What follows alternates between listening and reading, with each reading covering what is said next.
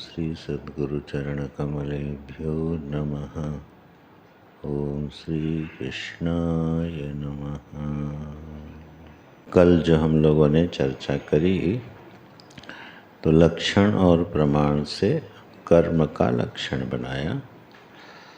फिर तो जो प्रेरक हैं, मोटिवेटर्स हैं, जो हमें कर्म करने की प्रेरणा देते हैं, तो उन प्रेरक तत्वों के रूप में भगवान ने ये 3 फैक्टर्स लिए: ज्ञान, ज्ञेय और परिज्ञाता, जिसको हमने कोशिश करी थोड़ा इंग्लिश में इजी हो जाए समझने में। तो जो समझ है जीवन में ओवरऑल ज्ञेय वस्तु की और जगत की और भोक्ता की, एंजॉयर की, वो प्रेरक बनती है हमारे कर्म की। जो अपीयर होती है, प्रकट होती है इच्छा के रूप में। जो ज्ञान है वो अनसीन है, वो इच्छा के रूप में प्रकट होता है। तो इच्छा ये बता देती है कि हमारा ज्ञान कैसा है, ठीक है, तदनुसार वो डिज़ायर आती है। तो सीधे जो प्रत्यक्ष निमित्त बनता है कर्म का, जो दिखाई देता है, वो इच्छा दिखाई देती है। डिज़ायर ही होती है जो हमें काम कराती है। लेकिन वो डिज़ायर के पीछे जो भगवान ने फैक्टर उठाए वो ये हैं, ये हमारी डिज़ायर को कंट्रोल करते हैं।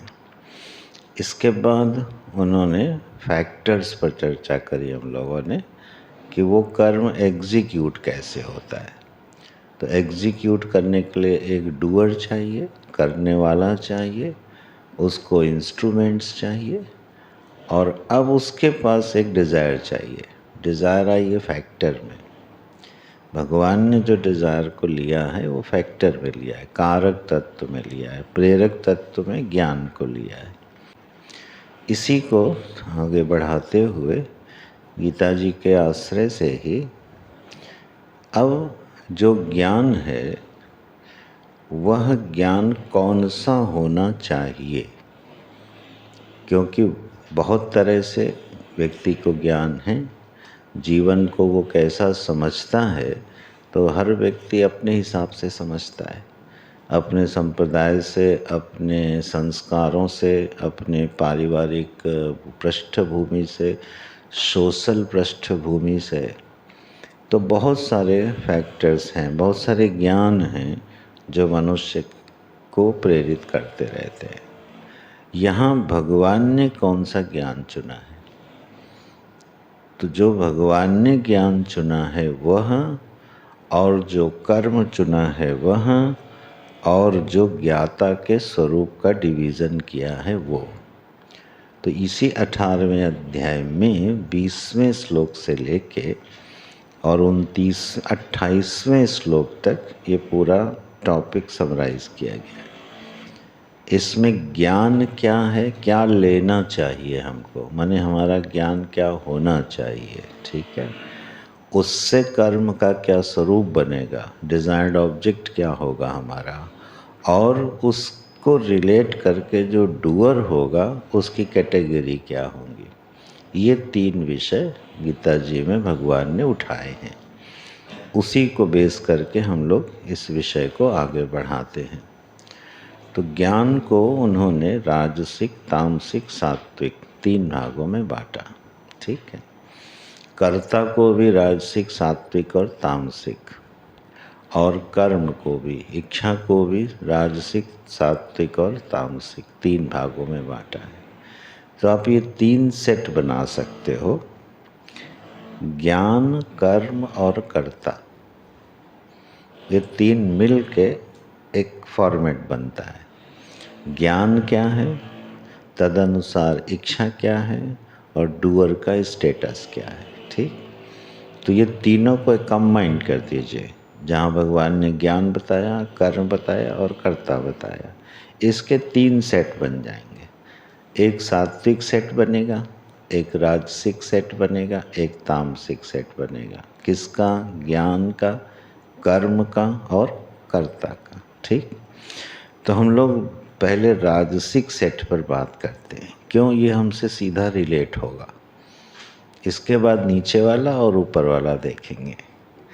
राजसिक जो ज्ञान है, ज्ञान को जो बांटा है उन्होंने, मैंने ज्ञान कैसा होना चाहिए, तो यह जो एक राजसिक ज्ञान है ये थोड़ा टिपिकल सा है कि एक ऐसा ज्ञान है जो ये जानता है क्या कि यहाँ जितनी वस्तुएं हैं जगत में सब अलग अलग लक्षण वाली हैं, अलग अलग स्वभाव वाली हैं। सिंपल है, ऐसा ही ज्ञान होता है। जितनी भी चीज़ें हमको दिखाई देती हैं, जैसे पंचभूत ले लें तो पृथ्वी जल से अलग है, जल अग्नि से अलग है, अग्नि वायु से अलग है, वायु आकाश से अलग है। ये पांचों भूत पृथक पृथक हैं और पृथक लक्षणों वाले हैं, ठीक है।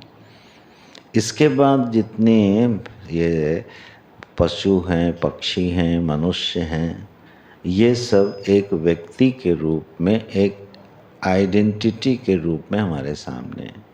सबकी अपनी आइडेंटिटी है। पशु की अपनी आइडेंटिटी है, वृक्ष की अपनी है, मनुष्यों की अपनी है। तो हम सबको क्या जानते हैं, पृथक पृथक जानते हैं। यहाँ हर इंडिविजुअल यूनिट एक सेपरेट एग्जिस्टेंस वाली है, ठीक, और सब में एक आत्मा का निवास है। आत्मा माने कॉन्शसनेस। तो जो कॉन्शसनेस है उसको हम कैसा जानते हैं, पृथक पृथक जानते हैं। इंडिविजुअल टू इंडिविजुअल डिफ़र करती है। जैसे हम यहाँ इतने लोग बैठे हैं तो सबकी एक आइडेंटिटी है, एक स्वभाव है, एक नेचर है, और सब कॉन्शस बीइंग हैं, ठीक है। तो यह जो ज्ञान है, इस ज्ञान को भगवान ने कहा यह ज्ञान राजसिक ज्ञान है, ठीक। तो बोले ये सिंपल है, ऐसा ही तो हम सभी जानते हैं। तो जो हम सभी जानते हैं उस ज्ञान की कैटेगरी को रखा है राजसिक ज्ञान, ठीक है। अब जब राजसिक ज्ञान वाला व्यक्ति होगा, माने जैसे अभी सब बैठे हैं इसी ज्ञान से संपन्न हैं, ठीक। तो सृष्टि के बारे में हम कैसा जानते हैं कि यहाँ हर एक चीज़ पृथक पृथक है, सबके गुण हैं, धर्म हैं, लक्षण हैं, अपने अपने कार्य हैं, प्रयोजन हैं, ठीक। ये हो गया राजसिक ज्ञान। इस राजसिक ज्ञान को आधार बना करके अब कर्ता जो है, जो कर्म करेगा, उसको प्रेरणा कैसी मिलेगी, उसको कनेक्ट कीजिएगा आप। ये जो ज्ञान हमारे पास है, और कल हम लोगों ने ये निश्चित किया कि जो ज्ञान होगा वो इच्छा का नियामक होगा, ठीक। तो अब इस ज्ञान के आधार पर क्या इच्छा उठेगी और उसके अनुसार कैसे कर्म होगा, है ना। तो इसको भगवान ने कनेक्ट किया, यत्तु कामेप्सुना कर्म साहंकारेण वा पुनः क्रियते बहुलायासम तद राजसम उदाहृतम। ये 24वां श्लोक है। तब इसमें सीधी सी एक बात उठती है, क्या, कि ऐसा व्यक्ति भोग रूपी फल की इच्छा से युक्त होता है। जो इच्छा का स्वरूप बना वो क्या बना कि इन जितनी पृथक पृथक दिखने वाली वस्तुएं हैं, ये वस्तुएं हमारे किस काम आ सकती हैं, क्या भोग हमको प्रदान कर सकती हैं। देख लो कैसे कनेक्ट हो रहा है। जैसे वृक्ष हमने देखा, ठीक। अब वो वृक्ष हमने जब देखा तो हमको क्या आएगा, ये वृक्ष हमारे और सृष्टि के किस काम आता है, ठीक। व्यक्तियों से मिले, ये व्यक्ति हमारे किस काम आएगा, किस काम आता है। तो पूरी की पूरी सृष्टि जो हमको पृथक पृथक दिखाई दे रही है, अब उसको अपने लिए भोगने की इच्छा वाला व्यक्ति होगा। तो इस ज्ञान ने हमें क्या किया कि हमारी इच्छा को कैसे नियंत्रित किया, पूरी सृष्टि को हमारा भोग्य बना दिया। ये इच्छा की पूरी सृष्टि मेरी भोग्य है, मेरे किस काम आएगी, इस इच्छा को कौन गवर्न कर रहा है? पृथक पृथक ज्ञान। अगर ज्ञान बदलेगा तो आप देखना इच्छा कैसे बदलेगी। ठीक है, तो ये बिल्कुल सामान्य रूप से हम अब जैसा जानते हैं उसके अनुसार भगवान ने कहा कामेप सुना कर्म। वह क्या व्यक्ति करेगा? फिर हर वस्तु का उपयोग करना चाहेगा। तो यही हम सब कर रहे हैं।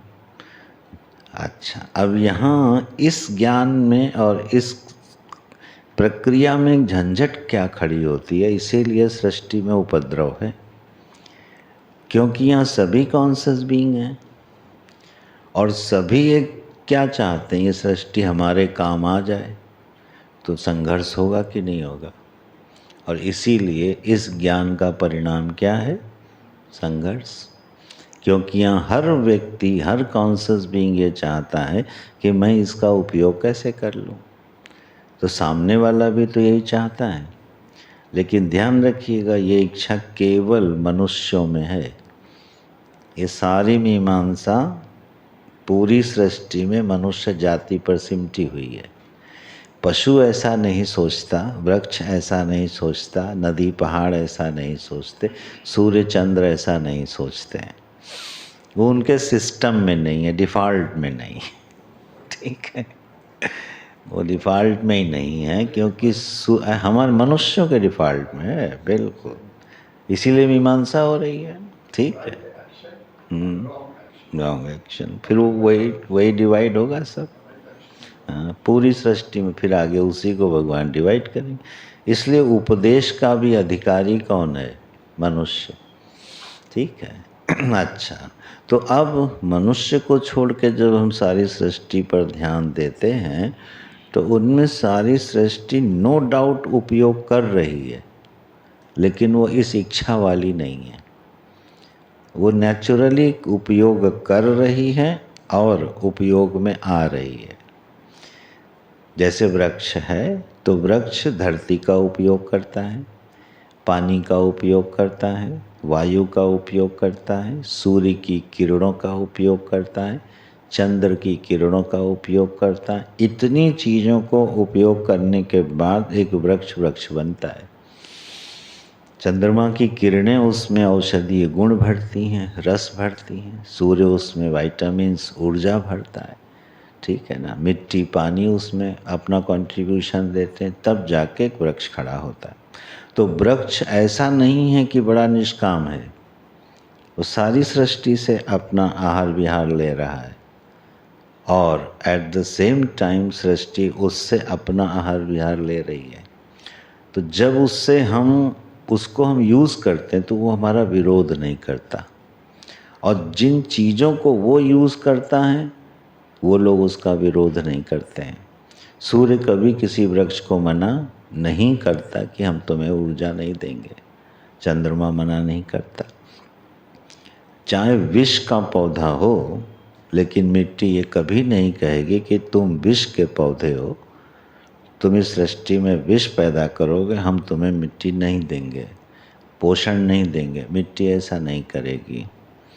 ठीक है, क्योंकि एक सिस्टम में चल रहा है। इसके बीच में आ गए हम लोग। हम लोगों ने क्या किया? हमने कहा कि देखो हम उपयोग करेंगे इसका। अब बैलेंस कहाँ बिगड़ा? हम अपने को उपयोग होने नहीं देंगे और दूसरे का उपयोग करते रहेंगे। बैलेंस बिगड़ गया, सिस्टम बिगड़ गया, है ना, व्यवस्था बिगड़ गई। तो यहाँ भगवान ने जो एक हम लोग सेकंड सेट पे बात कर रहे हैं, राजसिक विभाग पर, ज्ञान, कर्म और कर्ता पर। ठीक है, तो अब इच्छा का स्वरूप तय हो गया कि वह व्यक्ति हर चीज़ का उपयोग करना चाहेगा और निश्चित रूप से उसका अहंकार प्रबल होगा। जो उपयोक्ता होगा वो अहंकारी जरूर होगा। मैंने इसका उपयोग करना है, मैं करके रहूँगा, येन केन प्रकारेण करूँगा। तो अब क्या हो जाएगा? वो व्यक्ति अहंकारी भी हो जाएगा। अच्छा, और उपयोग में लाने के लिए वो क्या करेगा, बहुला आयासम, हर तरह का प्रयास करेगा। ठीक है, जितने प्रयास उससे हो सकते हैं एक राजसिक व्यक्ति से, वो सारे प्रयास करेगा कि ये चीज़ हमारे उपयोग में आ जाए। तो अहंकारी होगा, चंचल होगा, ठीक है, विक्षिप्त होगा, माने बहुत एफर्टवान होगा, और तीव्र इच्छा वाला होगा कि ये वस्तुएं हम भोग में ला सकें। ये निश्चित हुआ क्या, कर्म। कर्म माने डिजायर्ड ऑब्जेक्ट्स, इच्छा का स्वरूप निश्चित हो गया। किसने निश्चित किया, ज्ञान ने। अब सीधा रिलेट नहीं हो रहा होगा, लेकिन हो रहा है, ध्यान दीजिएगा। अगर हम उसको पृथक पृथक नहीं मानेंगे तो हमारी इच्छा का स्वरूप बदल जाएगा। वो अभी सात्विक वाले में चर्चा करेंगे भगवान। तो यह जो राजसिक वाला मामला है, ये तो बिल्कुल सहज सरल सीधी सी व्याख्या दिखती है, क्योंकि प्रायः हर मनुष्य का यही स्वरूप होता है।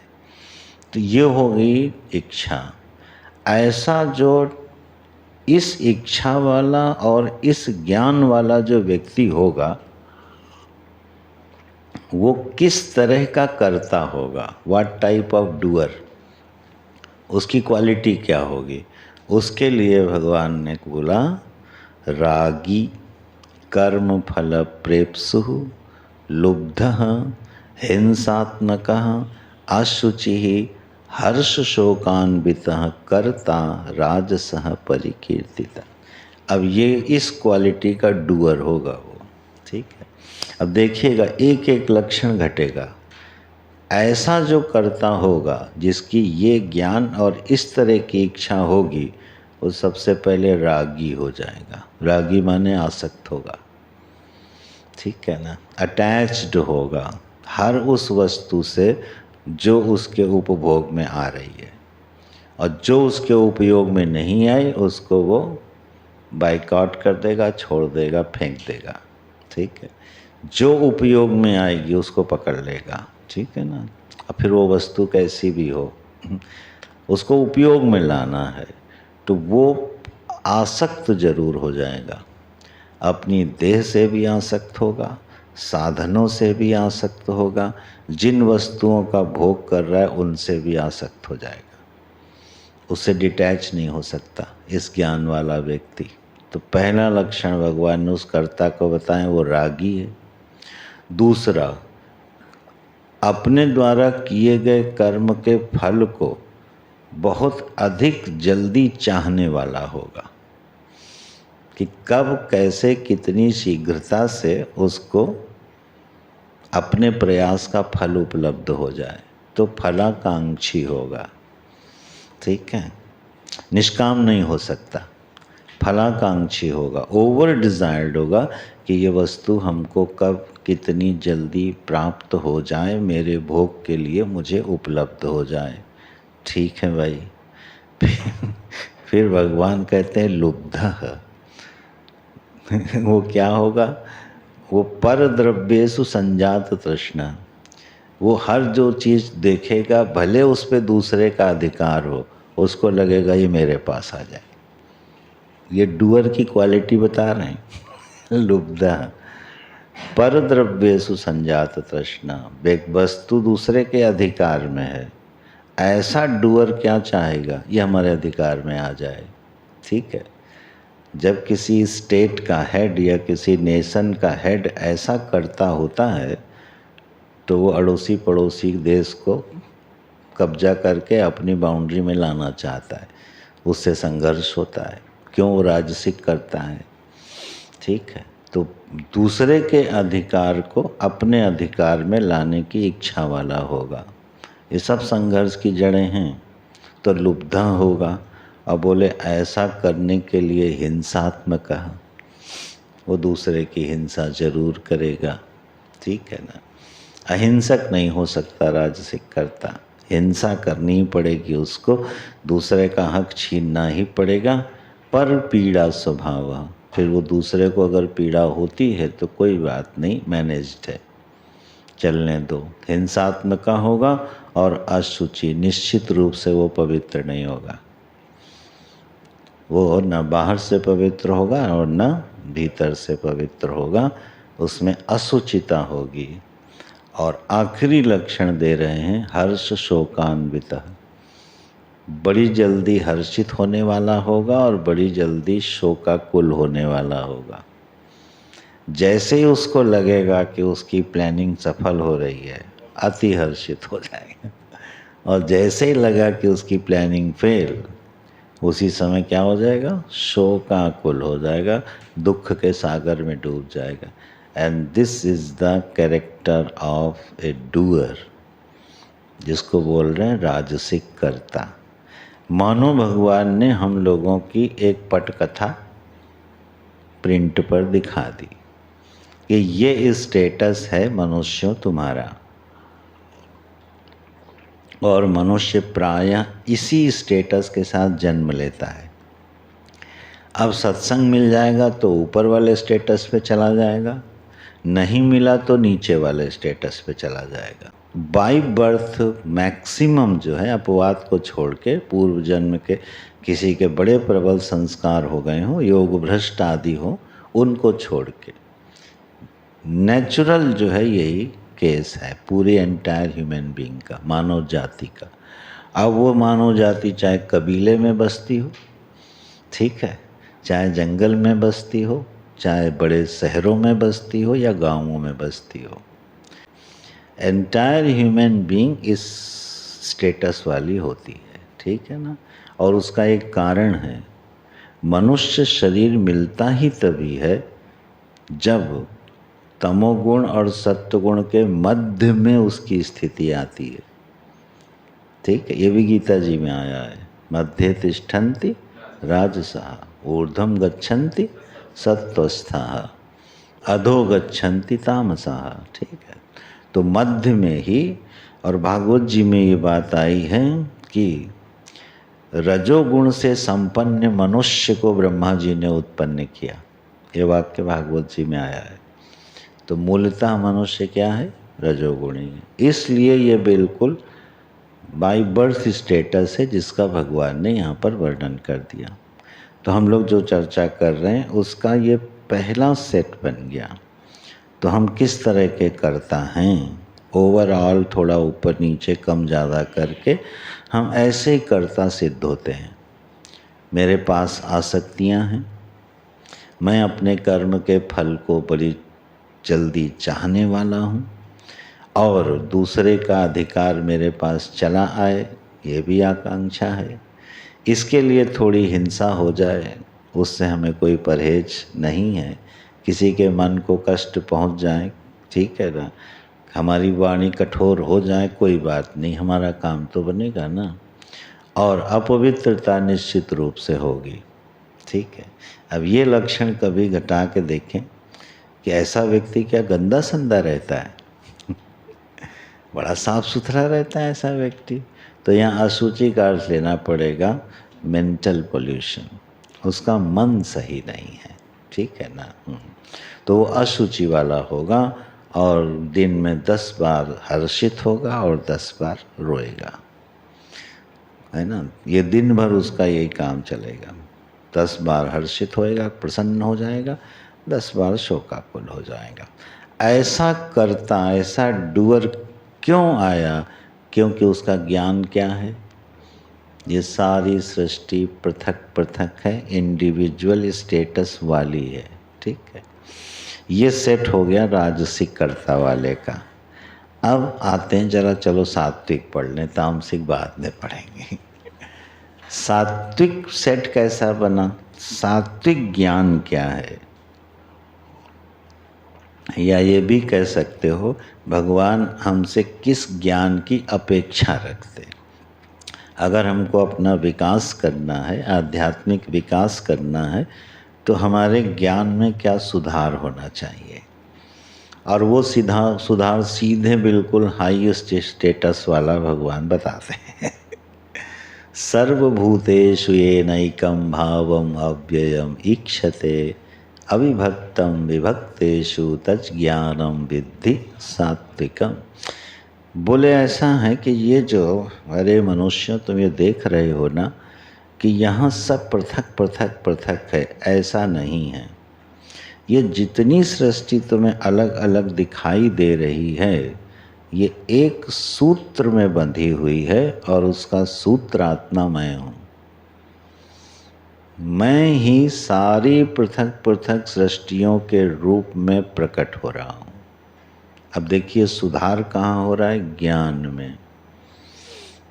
अब इस ज्ञान को सधारने में थोड़ा वक्त लग सकता है, प्रक्रिया चाहिए, कंटेम्पलेशन चाहिए, लेकिन ज्ञान ये क्या होना है? क्या कि यहाँ जो बिल्कुल अलग अलग चीज़ें दिखाई दे रही हैं वो उतनी अलग अलग हैं नहीं।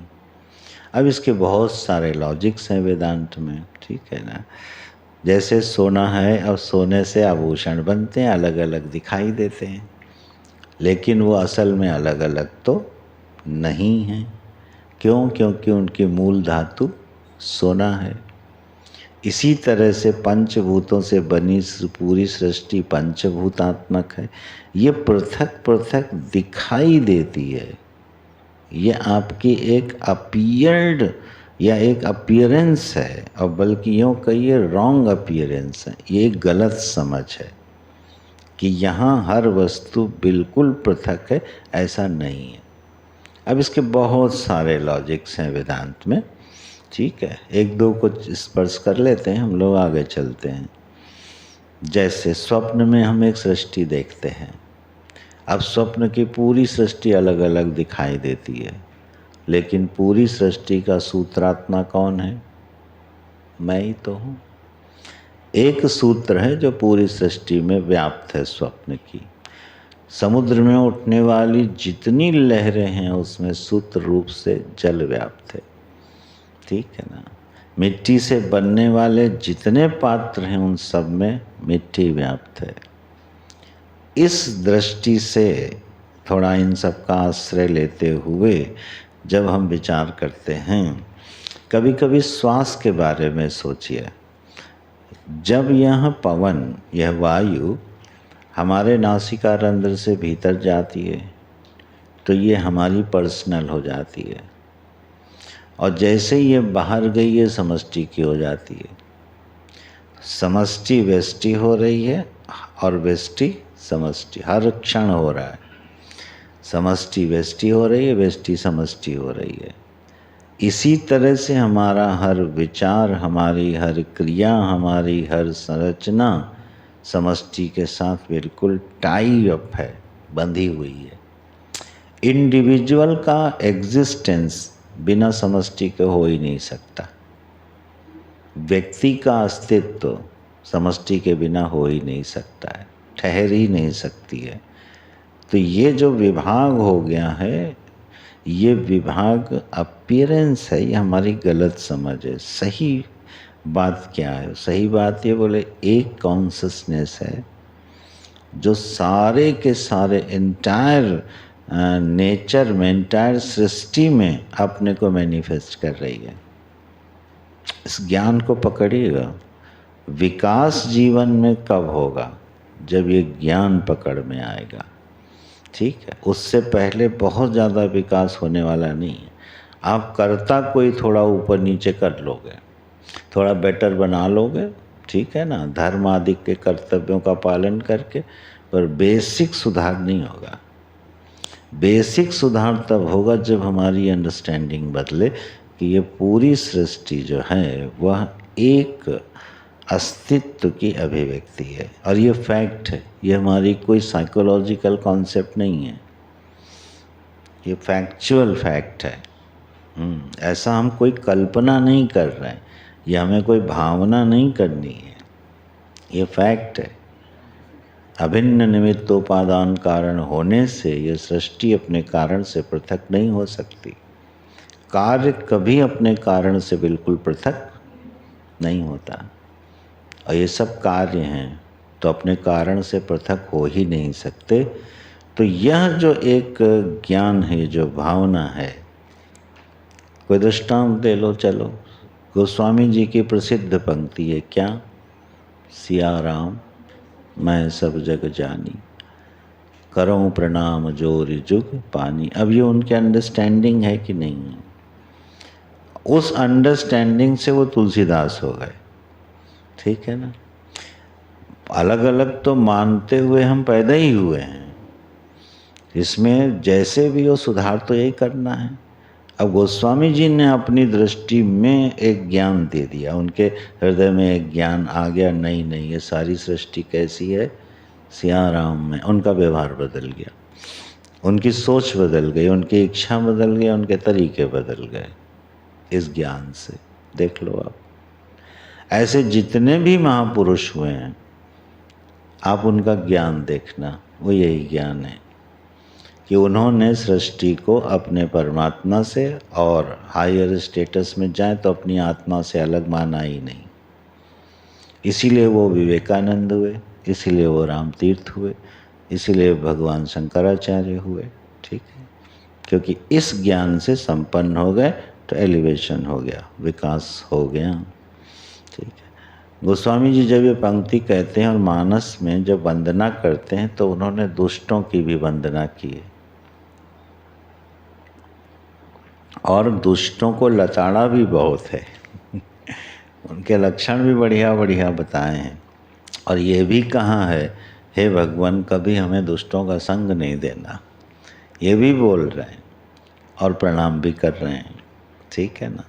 तो ये एक बड़ा हायर अप्रोच है to see the world outside, और ये कोई कल्पना नहीं है, असली में सच्चाई तो यही है।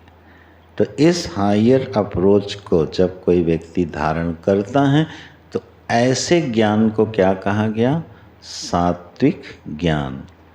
इस ज्ञान से इच्छा का स्वरूप क्या बनेगा, सात्विक ज्ञान जब हुआ तो अब देखिए इच्छा का स्वरूप क्या बना। नियतम संगरहितम अरागद्वेषतः कृतम अफल प्रेप्सुना कर्म यत्तत् सात्विकम उच्चतम। देखिए उसका ऑब्जेक्ट कैसे, इच्छा कैसे बदल गई। पहली बात तो नियतम, वह वो काम करेगा जिसके लिए वो अपॉइंटेड है, पहला परिवर्तन आएगा। जो अपॉइंटेड माने जिस काम के लिए हम बने हैं, जो उपाधि हमको मिली है, we will be focused on that, फिर हम उससे खिसकेंगे नहीं, उसको बोलते हैं नियतम, जो कुछ हमारे लिए तय है। अगर मैं विद्यार्थी हूँ, ठीक है, तो मैं पढ़ाई करूँगा। अगर मैं व्यापारी हूँ तो मैं फोकस कहाँ करूँगा, व्यापार में करूँगा। अगर मैं वानप्रस्थी हूँ तो मैं फोकस करूँगा तप में। सन्यासी हूँ तो मैं फोकस करूँगा आत्मरमण में। ये सब नियत कर्म हैं, जिसके लिए जो नियत है जिस समय, वो व्यक्ति उसी में कंसंट्रेट हो जाता है। ये पहला असर आता है उसकी इच्छा पर, इस ज्ञान से संपन्न होते ही। और दूसरा संगरहितम, उसको आसक्ति नहीं होगी। अब परिणाम देख रहे हैं इस ज्ञान का क्या घट रहा है, उसको आसक्ति नहीं होगी, वो अटैच्ड नहीं होगा किसी से। क्यों अटैच नहीं होगा, क्योंकि वो अपने से पृथक मान ही नहीं पा रहा है। ईश्वर से पृथक कुछ है ही नहीं, तब अटैच किससे होगा, है ना। पूरी सृष्टि के साथ एक साथ अटैच होगा, सबको समरूप से देखेगा, विशिष्ट रूप से वो कहीं आसक्त नहीं होगा, हो ही नहीं सकता। ये ज्ञान जिसकी बुद्धि में अंश में भी प्रवेश करने लगेगा, उसकी आसक्ति छूटने लगेगी, संग छूटने लगेगा उसका। ये उसका परिणाम घटेगा इच्छा के लेवल पे, और इसी से जुड़ी हुई घटना घटेगी अरागत द्वेषता, उसके जीवन से राग और द्वेष चला जाएगा। देख रहे हैं आप परिणाम कितने बड़े हो रहे हैं। ये विकास इतनी आसानी से नहीं होगा ना भगवान ने तो सीधे छलांग लगा दी है। इसके बीच के रास्ते बताएंगे तीसरे चौथे अध्याय में, स्टेप्स भी बताएंगे, हम लोग थोड़ी चर्चा करेंगे उस पर भी। तो ये है वो लेवल। यहाँ पर आके राग भी गया और द्वेष भी गया और आसक्ति भी गई। किस कारण से गई? सिर्फ ये मान रहा है कि यहाँ हर चीज़ इंडिविजुअल अप्रोच वाली नहीं है, ठीक है ना, वन मैनिफेस्टेशन है बस। तो ना राग कर सकता है, ना द्वेष कर सकता है, ना आसक्ति कर सकता है। और अफल प्रेप सुना, उसको कर्म के फल की इच्छा भी नहीं होगी। And this is debatable. अब फल प्रेप सुना, उसको फल की इच्छा नहीं होगी। अब फल की इच्छा नहीं होगी तो कर्म कैसे होगा? ये प्रश्न बार बार आया है, बहुत बार चर्चा भी की गई है, और ये सिद्धांत निश्चित किया गया कि बिना फल की इच्छा के कर्म हो नहीं सकता।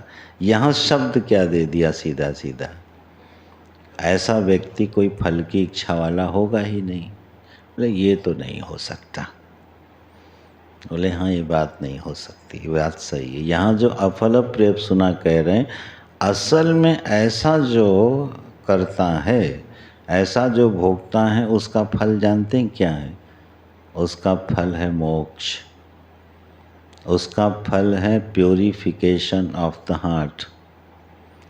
ये दो अनसीन फल उसके पास आने वाले हैं और इसी के लिए वो ये कर रहा है। उसको भगवान ने फल की श्रेणी से बाहर कर दिया, इसीलिए अफल प्रेप सुना लिखा है, ठीक है ना। ऐसा व्यक्ति मेरे भोग के लिए मैं इस चीज़ का उपयोग कर लूँ, इस भावना से छूट जाएगा। उसके जीवन में सेवा आ जाएगी, समर्पण आ जाएगा, ठीक है ना, जीवन को जीने का बेहतरीन तरीका आ जाएगा। इस पर हम लोग बात करेंगे अभी तीसरे अध्याय के आश्रय से, दूसरे अध्याय के आश्रय से। लेकिन अभी ये सेट बनाइए कि अब फल प्रेप सुना, अब वह फलाकांक्षी नहीं होगा, भोगाकांक्षी नहीं होगा। तो इतनी चीज़ें घटी। एक तो वो अपना नियत कर्म देख लेगा कि उसे क्या किस समय करना चाहिए, तो फालतू के काम नहीं करेगा, 75 जगह हाथ नहीं डालेगा, ठीक है ना। राजसिक कर्ता क्या करेगा? जहाँ पर उसको लगेगा ये वस्तु हमको मिल सकती है, वहाँ वो हाथ डालेगा बस। अब वो चाहे उसका नियत कर्म हो और चाहे ना हो, वो हाथ डाल देगा, उसमें पक्का हाथ डालेगा, ठीक है ना। और इसमें मार भी खाता है कई बार, ठीक है ना। अब मान लो कोई ब्राह्मण व्यक्ति, ब्राह्मण स्वभाव का व्यक्ति है, पढ़ता पढ़ाता है, उसी से अपना खर्चा चलाता है, और कुसंग हो गया और शेयर मार्केट वाले उसको मिल गए, करता वो राजसिक है, तो क्या करेगा? शेयर मार्केट में हाथ डाल देगा और इसके बाद कंगाल हो जाएगा। शेयर मार्केट ही बड़ा विचित्र मामला है, चलो अभी चर्चा नहीं करते। तो ये नियत जो कर्म है ना, वो उसको छोड़ देगा। राजसिक कर्ता इमीडिएटली छोड़ देता है, सात्विक जो होगा, जिसका ज्ञान ऐसा होगा, वो नहीं छोड़ेगा। वो जो भगवान ने उसको रिस्पॉन्सिबिलिटी दे दी है, जो शास्त्र ने बता दी है, जो उसको धर्म सम्मत दिखती है, बस वो करता रहेगा, कहीं चिपकेगा नहीं। हर चीज़ का बेहतरीन उपयोग करेगा, अपने लिए, दूसरे के लिए, और छोड़ देगा। ये सबसे सुंदर उपयोग है सृष्टि का। आप उपयोग करो, पहले दूसरों को उपयोग करने दो, आपको भरपूर उपयोग करने के लिए मिलेगी। ये चौथे अध्याय में बताएंगे ये सूत्र। आप उपयोग करो, कैसे? पहले दूसरों को करने दो। राजसिक कर्ता क्या सोचेगा? दूसरों को करने दिया तो हमारे लिए क्या बचेगा, ठीक है, सीधा गणित है। तो बोलता नहीं नहीं हम करेंगे, जो बचेगा तो चलो ले जाना। नहीं, सात्विक वाला, ज्ञान वाला बिल्कुल उल्टा होता, बोले नहीं सबको उपयोग करने दो। फिर अरे उसके लिए फिर इतना बचता है कि वो उपयोग करते करते थक जाएगा, ख़त्म नहीं होगा, और सम्मान पूर्वक होगा वो, ठीक है। तो यह संग रहितम, तो उसको कहीं आसक्ति नहीं होनी है, ठीक है ना। आसक्ति की कभी थोड़ी मीमांसा करें तो उसमें एक भाव दिखता है कि जो भयभीत आदमी होता है ना वो ज़्यादा आसक्त होता है। जैसे किसी को 2 दिन का भोजन है, तीसरे दिन के भोजन की व्यवस्था नहीं, अब उसको भय है कि तीसरे दिन हमारा भोजन कहाँ से आएगा। वो मौका मिलने पर 10 दिन का भोजन इकट्ठा करके रख लेगा क्योंकि भय है। अच्छा, जिसको जीवन भर की निश्चिंतता हो कि जब चाहे तब उसको भोजन प्राप्त हो जाएगा, उसकी भोजन में कोई आसक्ति होगी? नहीं होगी, क्योंकि भय नहीं है। आसक्ति के मूल में जाओगे तो भय मिलेगा कि यह भोग्य वस्तु कहीं हमको छोड़ के चली ना जाए अथवा हमको मौके पर ना मिले। ये जो वृत्ति है, भय की वृत्ति, ये आसक्ति को जन्म देती है। बटोर के रखो, संभाल के रखो, ठीक है, दबा के रखो, होर्डिंग करो, ये सारी टेंडेंसी जन्म लेती हैं।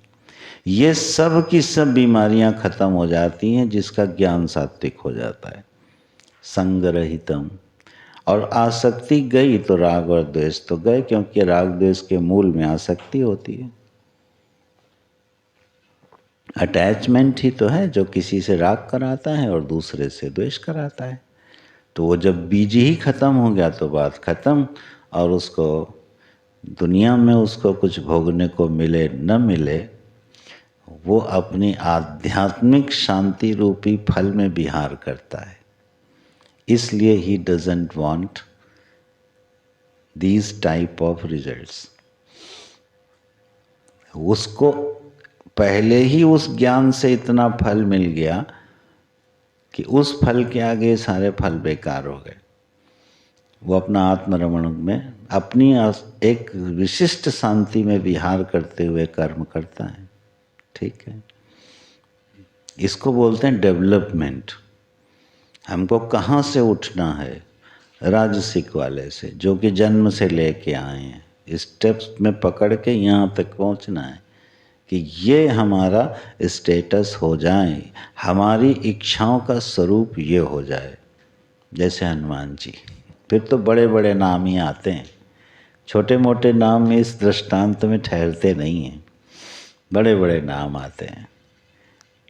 तो राजसिक कर्ता भी क्या करता है? उनकी मूर्ति रख के पूजा कर लेता है और उनको भी अपने भोग का साधन बना लेता है। भैया आप क्या हो? आप पूजा के योग्य हो, हम आपकी आरती उतार रहे हैं, हम आप जैसे नहीं हो सकते। क्यों? अरे कहाँ आप और कहाँ हम? तो पूजा करो, आरती करो, बढ़िया। हनुमान जी को लड्डू खिलाओ, इसलिए कि उनको एक लड्डू खिलाओ और वो आपको क्विंटल भर लड्डू खिलाएं। बस ये संबंध हम हर उस व्यक्ति से बना लेते हैं। राजसिक कर्ता बड़ा क्लेवर होता है, वो इन दृष्टांतों का उपयोग इसलिए नहीं करता। अच्छा, ये इसलिए है कि I have to change myself. हमको हनुमान जी की पूजा इसलिए करनी है कि हम हनुमान जी जैसे हो जाएं, ठीक है ना। गुरु की पूजा इसलिए करनी है कि हम गुरु जैसे हो जाएं, ठीक है। तो वो ये स्टेटस है, इसके दृष्टांत में तो यही नाम आते हैं। तो ये भगवान ने बताया क्या? इच्छा का स्वरूप। तो अपने विषय पर आइए। ज्ञान बता दिया, सात्विक ज्ञान, अविभक्त ज्ञान। इच्छा फिर हमारी ये होगी, इस तरह का स्वरूप होगा, और फिर हम किस तरह के कर्ता होंगे? Most decent doer of the universe. आप लक्षण पढ़ो, मन खुश हो जाता है। दिस इज अ मोस्ट है ना, वैल्यूएबल डूअर है ये, खूबसूरत करता है सृष्टि का। बोले मुक्त संगः, सारी आसक्तियों से छूटा हुआ है, परिणाम में अनहमवादी। मैं कर रहा हूँ, मैं कर रहा हूँ, मैंने किया है, मैं करूँगा, इससे वो गया, ठीक है। राजसिक के लिए क्या बोले थे? साहंकारेण। सात्विक कर्ता के लिए क्या बोल रहे हैं? अनहमवादी। उसके दिमाग से, उसकी बुद्धि से ये नोशन ही चला गया कि मैं कोई ऐसी पर्सनल आइडेंटिटी हूँ जो कुछ कर रहा है। नहीं, वो तो पवन की तरह बह रहा है ना, आकाश की तरह व्यापक है ना, अग्नि की तरह प्रज्वलित हो रहा है। अपनी सेपरेट आइडेंटिटी मानो लूज कर देता है वो, ठीक है, तो अनहमवादी, मैं कर रहा हूँ, इस भाव से छूट जाता है। अब जो ये भगवान ने जोड़ा है ना, बहुत ही प्यारा लक्षण जोड़ा है। ऐसा जो डूअर होता है वो धृति उत्साह समन्वित है, वो बड़ा धैर्यवान होता है और उत्साही होता है। ठीक है, जनरली हम क्या सोचते हैं, कल्पना करके देखिए, मान लो मुझे कोई आसक्ति नहीं है और मुझे अपने अहंकार का प्रदर्शन भी नहीं करना है कि कोई जाने कि मैं कुछ काम कर रहा हूँ, मेरा कोई अटैचमेंट भी नहीं है, मुझे कुछ फल पाने की भी इच्छा नहीं है। भैया काम काहे के लिए करोगे? लेकिन ये उत्साही करता है, विदाउट एम्बिशन। और क्या उत्साह इसके अंदर, वो उत्साह राजसिकर्ता के पास भी नहीं है और तामसिक के पास तो कह रहा ही नहीं। क्या जबरदस्त करता है, चाहिए भी कुछ नहीं। ठीक है, अहम का प्रदर्शन भी नहीं है। ठीक है, कि लोकेशना भी हो गए, ये भी नहीं है। आसक्ति भी नहीं है जिसके लिए कर्म करे, और फिर भी धृति धैर्य से और उत्साह से जुटा हुआ है। माने जो काम कर रहा है उसको पूरी सफलता तक पहुंचाने के लिए सिर पैर से लगा हुआ है, और उत्साह में उसके कोई कमी नहीं। सोचो कितना खूबसूरत करता होगा ये। इससे बढ़िया कर्ता मिलेगा? कोई नहीं मिल सकता जो भगवान ने व्याख्या करी है। ये हैं एलिवेटेड पर्सनालिटी, सर्वोच्च शिखर पर बैठा हुआ कर्ता है ये। ठीक है ना। इसके बाद का जो शिखर है वो अकर्ता है, ज्ञानी है। कर्ता बने हुए अगर कोई सबसे टॉप शिखर पे पहुंच सकता है तो यहाँ पहुंच सकता है। मुक्त संगः अनहमवादी और धृति उत्साह समन्वित, अच्छी तरह से जुड़ा है, उत्साहपूर्वक काम कर रहा है। और सिद्ध सिद्ध्यो निर्विकारः, कर्म का फल सिद्ध हुआ अथवा नहीं हुआ उसके चित्त पे कोई प्रभाव ही नहीं पड़ता है। ऐसे कर्ता को क्या बोल रहे हैं? सात्विक कर्ता बोल रहे हैं। अब ये इमेजिनरी लग रहा होगा अभी, लेकिन अचीवेबल है। इमेजिनरी हो लेकिन अचीवेबल है। इमेजिनरी ना कहें बल्कि यूँ कहें कॉन्सेप्चुअल है, जो फैक्चुअल हो सकता है। ये ऐसी कॉन्सेप्ट भगवान दे रहे हैं जिसको एक व्यक्ति जी सकता है ना। महापुरुषों ने जिया, हमारे गुरुओं ने जिया। ठीक है, अगर पीछे इतिहास में न जाओ तो अपने गुरुजनों में देखो, इतने से भी ना समझ में आए तो हो सकता है हमारे ही पूर्वजों में, पुरखों में इस कर्ता के किसी अंश में लक्षण घटे हों। नॉट नेसेसरी कि 100%, 5%, 10% लक्षण भी जिस कर्ता में घटते हैं वो डिफरेंट हो जाता है। ठीक है ना। हम लोग व्यवहार में बोलते हैं, यार देखो कितना अनअटैच्ड आदमी है, लगा रहता है सेवा में। इसका मतलब 5-10% ये कैरेक्टर उसमें जा रहा है। ठीक है ना। हमने बहुत से परिवार हैं, खानदानी परिवार हैं, ठीक है ना, जिन्होंने इस ढंग से काम किया है ना। दृष्टांत हमारे सामने मिल जाएंगे अगर हम ढूंढेंगे तो इस तरह से यह एक बड़ा आकर्षक लक्ष्य बनता है जीवन का कि हम ऐसे कर्ता बन जाएं, आसक्ति रहित, अनहमवादी, धृति उत्साह समन्विता, और कर्म फल मिले अथवा न मिले, सिद्ध हो अथवा ना हो। ठीक है, ऐसे बड़ी डिबेट्स होंगी, होती रहती हैं और होती रहेंगी।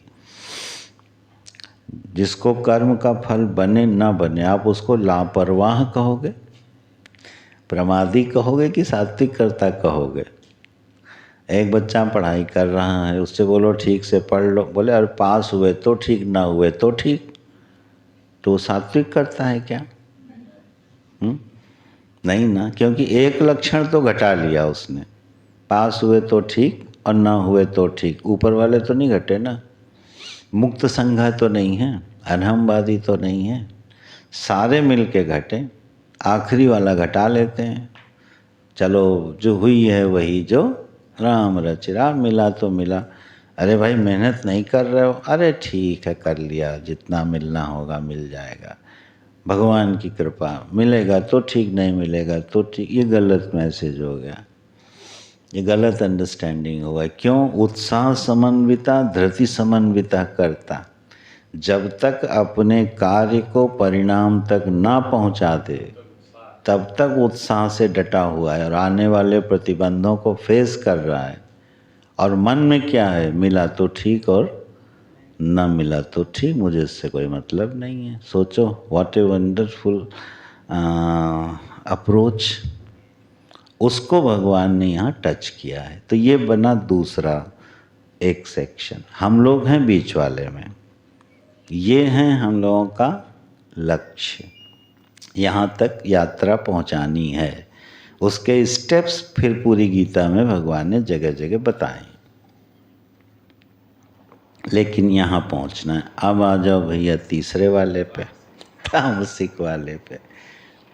मैं तो प्रार्थना यही करूँगा कि ये लक्षण हम में से किसी पे ना घटे, और अगर घटता है तो भैया अपना अपना देख लेना, ठीक है। तामसिक ज्ञान क्या है?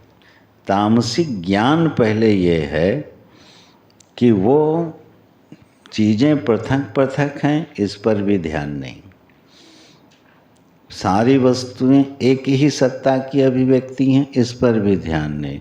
बोला हमारे घर में जो मूर्ति रखी है वही भगवान है, इसके अलावा सब राक्षस हैं। कॉन्सेप्ट समझिएगा। शब्द है यहाँ यत्तु कृत्स्नवत् एकस्मिन् कार्ये सक्तम अहैतुकम। ऐसा जो ज्ञान है वो इलॉजिकल है, पहले ही भगवान ने बोल दिया, अहैतुकम, वेरी इलॉजिकल ज्ञान है उसका ये। क्यों, क्या इलॉजिकल ज्ञान है? बोले एकस्मिन् कार्य, वो सब का सब एक ही जगह सेंट्रलाइज्ड मानता है। जो चीज़ उसने मान रखी है, सारी सृष्टि सेंट्रलाइज्ड है कहाँ? उसी पे बस। माने उसकी जो कॉन्सेप्ट है उसको छोड़ के सारी कॉन्सेप्ट गलत है। इसको बोलते हैं एकस्मिन् कार्ये सक्तम। ये तामसिक ज्ञान है। कोई अगर ये मानता है कि परमात्मा केवल निराकार है, ठीक है, अब क्या हो गया? ज्ञान अच्छा होने पर भी एकस्मिन् कार्ये सेंट्रलाइज्ड है, परिणाम क्या निकला?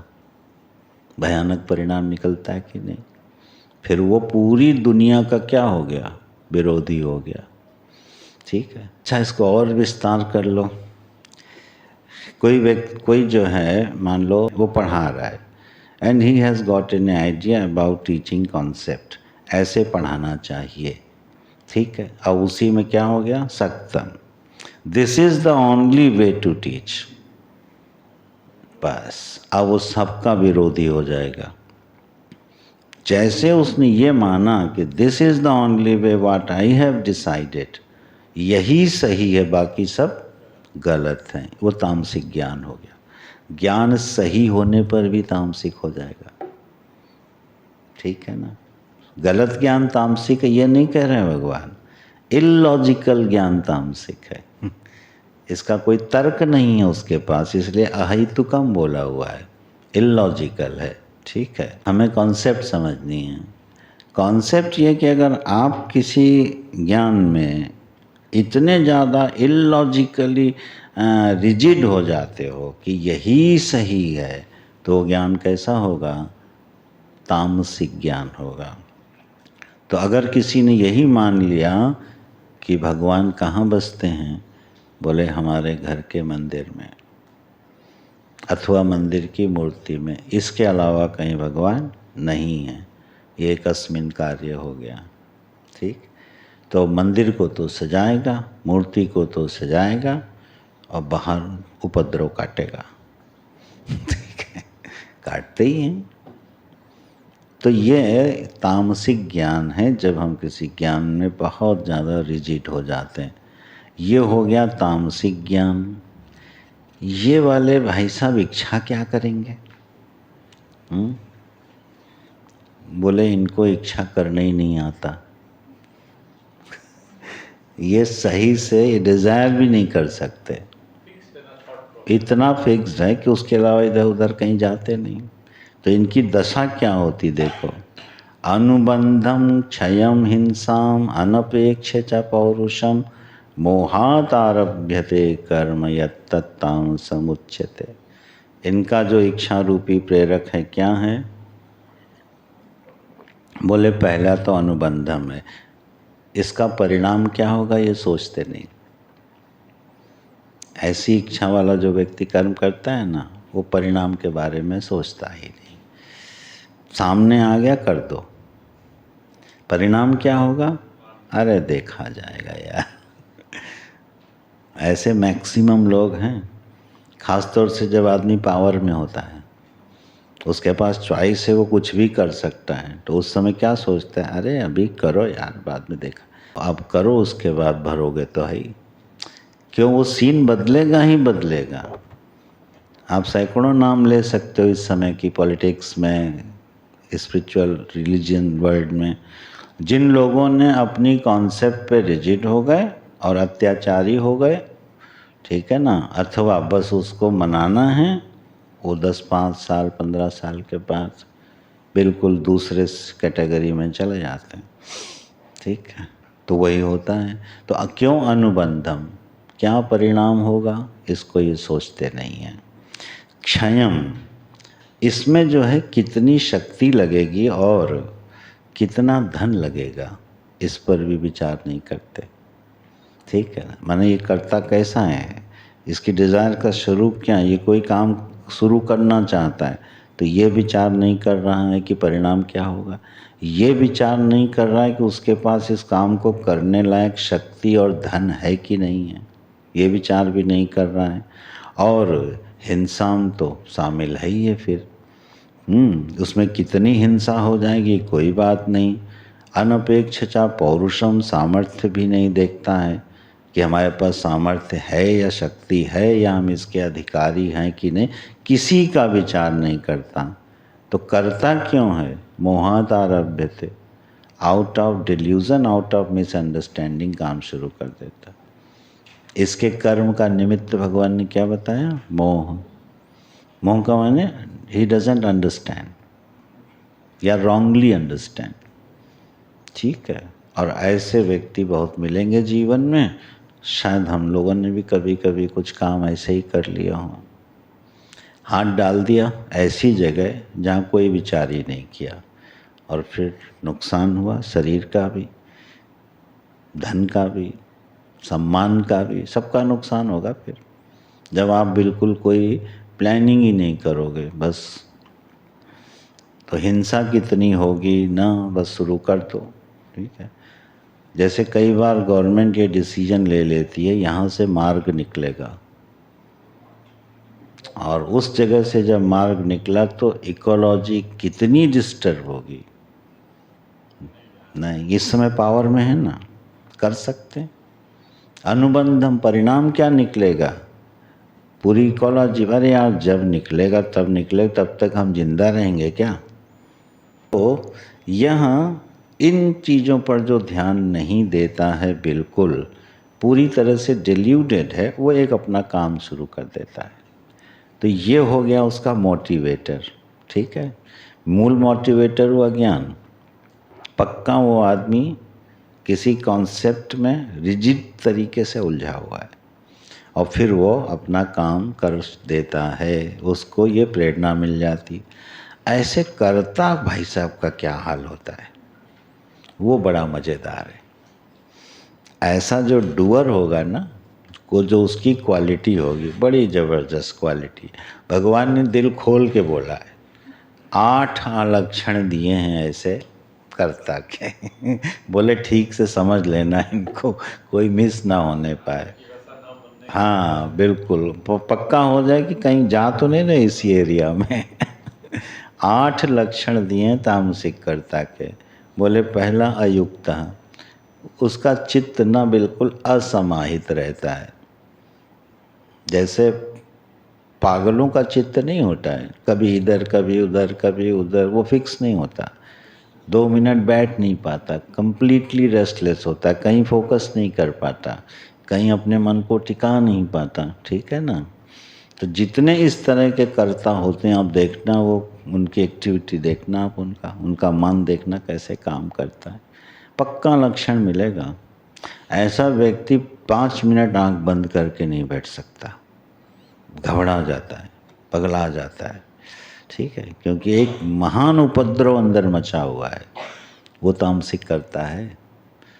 कभी कभी हम लोग ऐसी स्थिति में पहुंचते हैं, आप ध्यान देना, रेयरली पहुंचते होंगे, लेकिन कभी कभी कुछ परिस्थितियां ऐसी आ जाती हैं और कोई काम हाथ डाल देते हैं, ठीक है ना, उस समय देखना चित्त कैसा होता है, ठीक है ना। तो वो बहुत झंझट वाला मामला है ये। तो पहला अयुक्ता, बिल्कुल असमाहित चित्त है, और दूसरा प्राकृत है। प्राकृत शब्द का अर्थ होता है विवेक शून्य है, जैसी वृत्ति आई वैसे ही कर बैठता है। भगवान भाष्यकार शंकराचार्य जी ने बड़ा सुंदर शब्द दिया है, बाल समह। जैसे बच्चा होता है ना, बच्चे के मन में आया ये खिलौना खेलना है, खेला, मन में आया फेंक दिया, फिर दूसरा उठा लिया फेंक दिया, तीसरा उठा लिया फेंक दिया। बच्चे को देखते हैं आप, कैसा उसका चित्त रहता है, धाएं इधर भाग के ये खेलेगा, उसको फेंक देगा वहाँ चला जाएगा, उसको फेंकेगा वहाँ चला जाएगा, ऐसा चित्त होता है। तामसिक कर्ता का ऐसा चित्त होता है कि बस जो मन में आ रहा है वही करने की सोचे जा रहा है, कर डालो, बस कर डालो। तो प्राकृत है, बिल्कुल controlled by the nature, totally.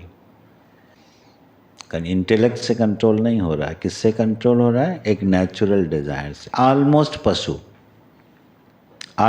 पशु है ये। जैसे पशु है, किससे कंट्रोल होता है, नेचुरल इंस्टिंक्ट से। जो उसकी नेचुरल इंस्टिंक्ट आई वो काम उसने कर दिया। तो ये लक्षण पशु का है। बहुत जो लोग फ्लिमसी लोग होते हैं ना, सो कॉल्ड इंटेलेक्चुअल, वो कुछ इस तरह की बात करते हैं। हमको बिल्कुल प्राकृतिक जीवन जीना चाहिए। They don't understand the meaning of it. बड़ा प्राकृतिक जीवन जीना चाहिए, सहज प्राकृतिक। उनका अर्थ अच्छा होगा, मैं ये नहीं कह रहा हूँ, लेकिन कहीं ना कहीं मिसलीड हो जाते हैं। प्राकृतिक जीवन नहीं, मनुष्य को सांस्कृतिक जीवन जीना होता है। प्राकृतिक जीवन तो हमको छोड़ के सब जी ही रहे हैं, सभी जी रहे हैं। Everything is controlled by the nature. नदी कभी उल्लंघन नहीं कर सकती, वृक्ष नहीं कर सकते, सूर्य चंद्र नहीं कर सकते, पृथ्वी नहीं कर सकती। इनमें से कौन सी चीज़ है जो अपनी प्रकृति का उल्लंघन करती है, कर ही नहीं सकती। They all are natural. तो आप भी वही होना चाहते हो क्या? नहीं, प्राकृतिक नहीं, सांस्कृतिक होना है, कल्चर्ड होना है हमको। गुरुदेव इसके लिए बड़ा दृष्टांत देते थे कि किसी ने आपको गाली दी, पलट के आपने उसको गाली दे दी, इट इज़ वेरी नेचुरल। किसी ने आपको गाली दी और आपने सोचा कि हाँ इसके उत्तर में गाली देनी चाहिए कि नहीं देनी चाहिए, कब देनी चाहिए, या प्रतिकार कब करना चाहिए या नहीं करना चाहिए, इट इज़ कल्चरल। गाली के जवाब में फट गाली दे देना, इट इज़ नेचुरल, लेकिन उसको सोच के करना, इट इज़ कल्चरल। तो मनुष्य जो है वो कल्चरल प्राणी है, बोलते हैं ना, नेचुरल प्राणी नहीं है मनुष्य। ठीक है। तो यहाँ प्राकृतः शब्द ये किसके साथ जा रहा है? तामसिक कर्ता के लक्षण में। अच्छा, ये जनाब एक और होते हैं, स्तब्धः। ये कभी किसी को समर्पण पूर्वक प्रणाम नहीं कर सकते।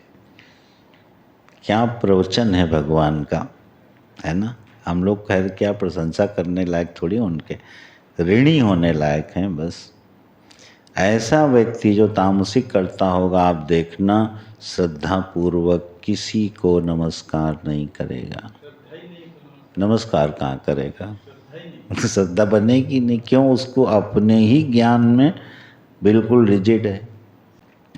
तो ऐसा जो तामसिक करता है वो कभी नमन तो अपने में पहले पहचान लेना, अथवा बाद में किसी और में भी। ये तामसिक स्वभाव या करता है जब वो प्रणाम करने में भी उसको बड़ी पीड़ा होवे, फॉर्मेलिटी से करे, ठीक है ना। यहाँ तक कि माता पिता गुरुजनों को भी वो कैसे प्रणाम करेगा? फॉर्मेलिटी से, और शायद नहीं करेगा। भाष्यकार कहते हैं दंडवत ना नमति, माने श्रद्धापूर्वक कहीं गिर ही नहीं सकता वो, ठीक है, ऐसा स्तब्ध होगा वो। और शठा माने मायावी बड़ा कपटी होगा, सब छिपा छिपा के रखेगा कुछ भी बांटने का इसका स्वभाव नहीं होगा, सबका गुहनकारी है ना, मायावी, कपटी अर्थ कर देते हैं उसका, ये कपट युक्त होगा, गुहनकारी होगा।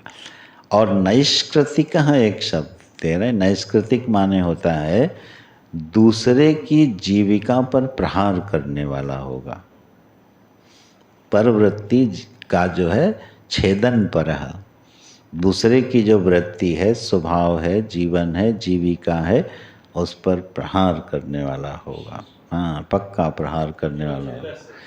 जेलस है, जबरदस्त जेलस है, क्योंकि वो उससे ज्ञान में बढ़ा हुआ है, उसका प्रकाश भी दिख रहा है, ये इससे बर्दाश्त नहीं होना है, तो वो दूसरे की वृत्ति का छेदन करेगा। आलसः, यहाँ आलसी का अर्थ जानते हैं क्या किया है? बस भाष्यकार का सौंदर्य देखो, ऐसा करता अगर आलसी ही हो गया तो कुछ कर ही नहीं पाएगा, जबकि ऐसे करता बड़े भयानक होते हैं। तो यहाँ आलस शब्द का भाष्यकार अर्थ कर रहे हैं कि ये इसकी अपने कर्तव्य में अप्रवृत्ति होगी, जो इसको करना चाहिए वो नहीं करेगा, ये है आलस, उल्टा पुल्टा करेगा। आलस शब्द का अर्थ देखो कितना सुंदर किया है। अब दो और हैं, विषादी, ऐसा आदमी अवसन्न रहता है,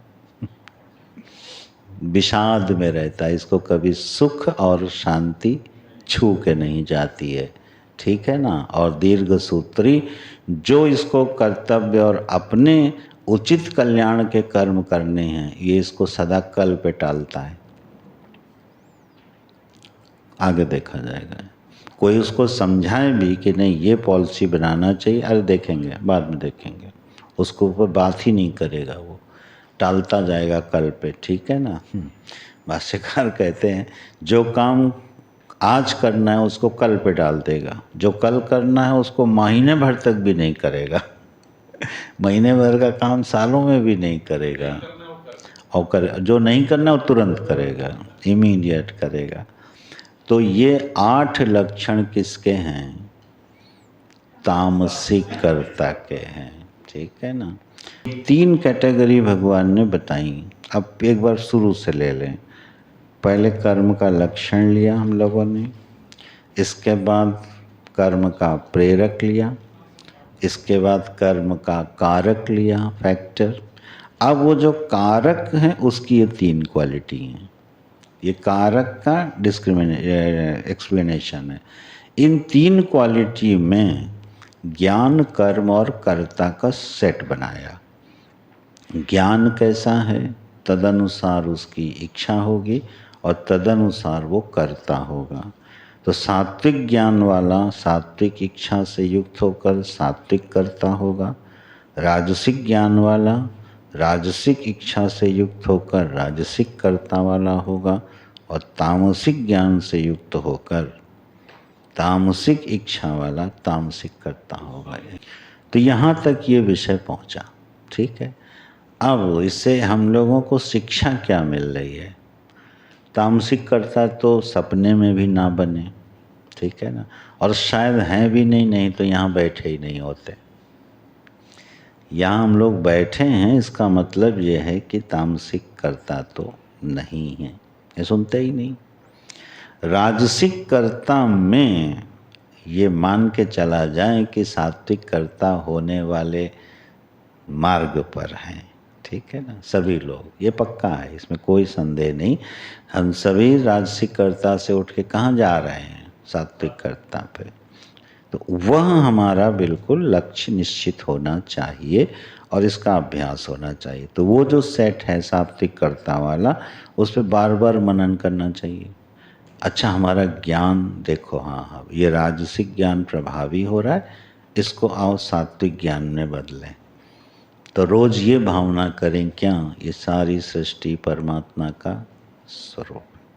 इस पूरी सृष्टि के रोम रोम में प्रभु का निवास है। एक अंतर चेतना इस पूरे जगत को व्याप्त करके रखे हुए वही हमारे अंदर भी है, वही सबके अंदर भी है। सारे प्राणी एक परमात्मा के स्वरूप हैं, ऐसी भावना करें। तो ये ज्ञान जब पक्का होगा तो आप देखना डिज़ायर में कैसे परिवर्तन होगा। 100% आएगा, इसमें कोई डाउट ही नहीं है। तब हमारा मन करेगा कुछ ऐसे काम भी कर दें जिसका फल हमें भोगने को मिले, चाहे ना मिले, लेकिन किसी की मदद हो जाए। परोपकारी वृत्ति आ जाएगी। माने मैं अब इस सृष्टि के काम कैसे आ जाऊं, मैं इकोलॉजी के, नेचर के, इकोनॉमिक्स के, एजुकेशन के, फैमिली के, मित्रों के, ठीक है ना, काम आ जाऊं। और ऐसा काम आ जाऊं कि बस उनके काम आना ही मेरी खुशी है, वही मेरा फल है। इन रिटर्न वो हमारे काम आएंगे, गॉन। लेकिन ध्यान रखना, ये तभी आएगा जब ज्ञान सुधरेगा। ज्ञान अगर नहीं सुधरा तो ये ज़्यादा अभ्यास टिकेगा नहीं, थोड़े दिन चलेगा, फिर वही ढाक के तीन पात। सुधारना ज्ञान है, उसके लिए सत्शास्त्र पढ़ें, सत्संग करें, चिंतन करें, कॉन्टेम्पलेट करें, समझें कि इस सृष्टि का प्रयोजन, निमित्त, उपादान, कारण आदि क्या क्या है, तो ज्ञान पक्का होता जाएगा। और तब हम पक्का पाएंगे कि हम अब जो कर्म करता है वो सात्विक हो गए। जीवन में आने वाली सफलता असफलता हमको बहुत ज़्यादा छूती नहीं है। जो भी काम करते हैं उस समय हमें प्रसन्नता रहती है। Enjoy, we enjoy our work, ठीक है ना। जब भी हम कभी बच्चों से मिलते हैं तो उनसे यही पूछते हैं कि जो काम तुम कर रहे हो उसको एन्जॉय कर रहे हो कि नहीं कर रहे हो। जो प्रोफेशन तुमने चुना है, यू आर एन्जॉइंग इट कि नहीं। ऑफिस जाना तुम्हारे लिए मजबूरी है या तुमको लगता है कि हाँ 10 बज गया ऑफिस जाना चाहिए। तो ऑफिस तुम्हारे लिए एक मनोरंजन, एक स्वस्थ विहारस्थली है या विवशता है। अगर विवशता है देन चेंज योरसेल्फ। चाहे प्रोफेशन चेंज करो, एटीट्यूड चेंज करो, कुछ भी चेंज करो, you should enjoy your work. सेवक जो होता है वो हमेशा अपने काम को रस लेके करता है, और जो फलाकांक्षी होता है वो हमेशा चिंता में ग्रस्त होकर काम करता है, क्योंकि वो राजसिक करता है, कर्म फल प्रेप्सु है। तो ये ज्ञान बदला नहीं कि आप देखना ये परिवर्तन हो जाएगा। सुख दुख बहुत छुएंगे नहीं, धृति और उत्साह, कोई समस्या आ गई तो हम भिड़े रहेंगे, हम जल्दी छोड़ेंगे नहीं, ये सात्विकता का लक्षण है। ईजिली वो अपने टारगेट को छोड़ता नहीं है, पहुंचा के ही दम लेता है वहाँ तक, ठीक है ना। ये तो इस तरह से ये सात्विकता के लक्षण बनते हैं। तो कर्म की स्वरूप पर विचार करते हम लोग यहाँ तक पहुँचे। इसके बीच के स्टेप्स पर बात करेंगे, क्योंकि जो सीधे राजसिक करता है वो डायरेक्टली सात्विक करता नहीं हो सकता, ठीक है ना। इसके लिए भगवान ने कुछ सीढ़ियाँ दी हैं, ठीक है। और वो सीढ़ियाँ हमको कुछ दूसरे अध्याय में, कुछ तीसरे में और कुछ चौथे में कर्म के संबंध में मिलती हैं, ठीक है ना। फिर उसके बाद फिर ध्यान से उसका कैसे है, नॉलेज से उसका रूपांतरण कैसे है, ठीक है ना, सृष्टि के विज्ञान से उसका रूपांतरण कैसे, ये विषय आएंगे छठे अध्याय से। पांचवें अध्याय तक जो गीता जी का फोकस है वो कर्म पर है, ठीक है। उसके बाद फिर वो उपासना आदि के विषय लेते हैं।